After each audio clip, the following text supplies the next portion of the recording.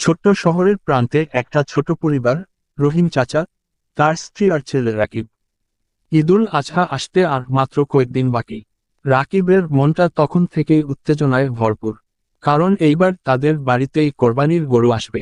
এক সকালে রহিম চাচা হাটো থেকে একটা মাঝারি আকারের কালো সাদা গরু নিয়ে এলেন।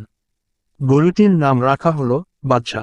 রাকিবের চোখে মুখে আনন্দের ঝিলিক, যেন তার নতুন এক বন্ধু এসেছে। রাকিব রোজ বাদশার যত্ন নিত, নিজের হাতে খাওয়াতো, পানি দিত, এমনকি বিকেলে স্কুল থেকে ফিরে এসে তাকে ঘাস খাওয়াতো আর আদর করত। ধীরে ধীরে গরুটাও যেন তাকে চিনে ফেলেছিল। রাকিব ডাক দিলে দৌড়ে চলে আসতো।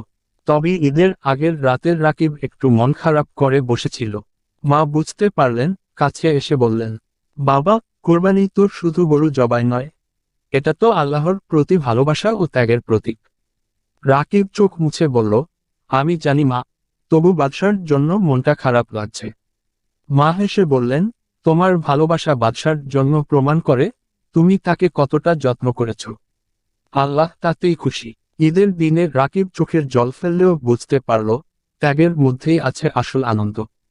ঈদের নামাজ শেষে সে বাবার সঙ্গে গরিবদের মাঝে গোশত বিতরণ করল হাসি মুখে।